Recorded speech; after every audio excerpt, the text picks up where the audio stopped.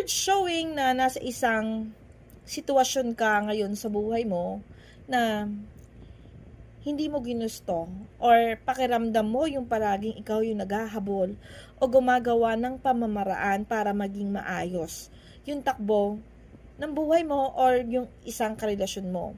Pero this card, sinasabi na nararamdaman mo na yung naaawa ka sa sarili mo. Yung pakiramdam mo na kahit ginagawa mo ng pamamaraan, yung mga bagay-bagay para maayos, pero nakikita mong hindi nakikipag-cooperate sa'yo yung partner mo, hindi nakikipag-cooperate yung tadhana sa'yo. Bakit parang kahit hindi mo namang gusto, parang ikaw pa rin yung may kasalanan. Kahit na ikaw yung gumagawa ng pamamaraan para maging maayos yung lahat. Yung pakiramdam na parang palagi kang naghahabol sa isang bagay o dun sa isang tao na parang hindi ka napapahalagahan. Dumarating na yung moment na pagod ka na, sawa ka na, pagod ka na, nasasaktan ka na. Pero patuloy ka pa rin na gumagawa ng pamamaraan para maging maayos lang yun sa inyong dalawa. Sabi dito, may mga missed opportunities ka na daw na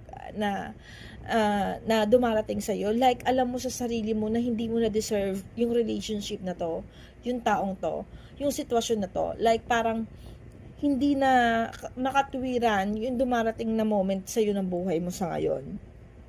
Alam mong it was against na sa'yo, pero patuloy mo pa ring inalalaban.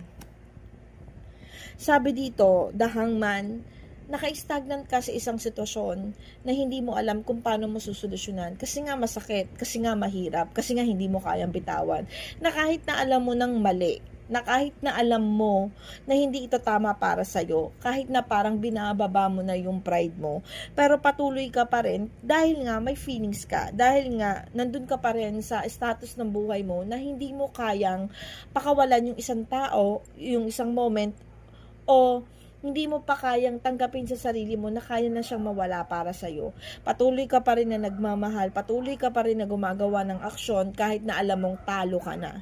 Kahit na alam mong hindi na nagre-response o parang hindi ka na napapahalagahan. Yung ayaw mo pa rin sukuan, siguro ang katwiran mo, at least ginawa mo yung part mo, at least ginawa mo yung makakaya mo, at least hindi mo siya sinukuan.